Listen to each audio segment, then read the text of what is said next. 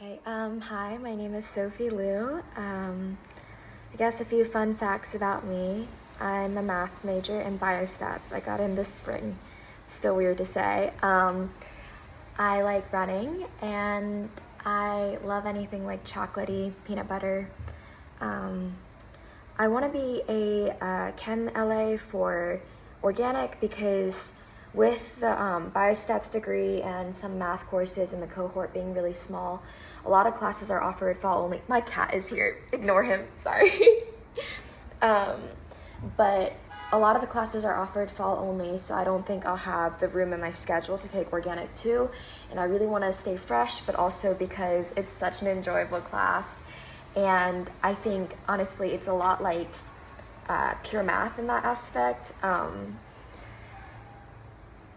What else? Oh, yeah, so as for like study tips and study habits and everything, so one thing that I know that everybody emphasizes is I always do all of like the workbook problems in the recommended like textbook, and I think those are super helpful. But I also think that's like sort of the brute force method, where it's like if I see something 6 different ways, I won't be surprised on the exam if I see a 7th.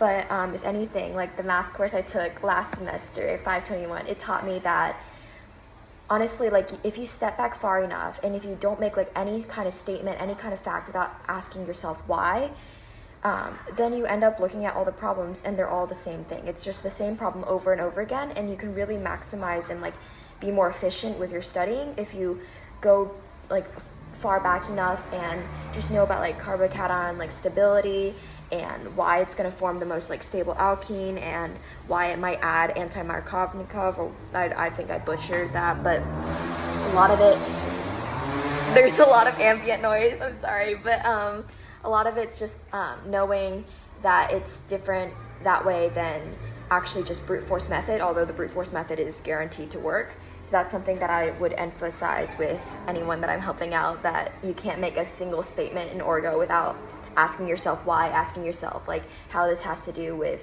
maybe electron stabilization or whatever, like any deeper concept like that. Okay, so I'm gonna flip the camera. Okay, so I ran over time when I tried to do this before, doing both steps, so I'm just gonna go the first 3 steps here to get to this box.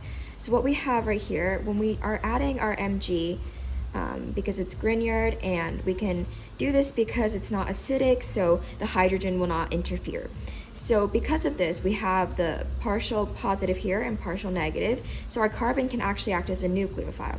So then our second step is unzipping the epoxide right here with the methyl group, and we're actually going to attack the least substituted because we're not on, and this bond is also going to break it to give us the MgBr. So we are going to attack the least substituted because we're not in acidic conditions. So because of sterics, this one is the easiest. And then if we were in acidic conditions, the bond would already be starting to break before we attack. And because the most substituted carbon is better at balancing like positive charges, it would break in the other direction. So once we have this, we can go further, and we unzipped our epoxide.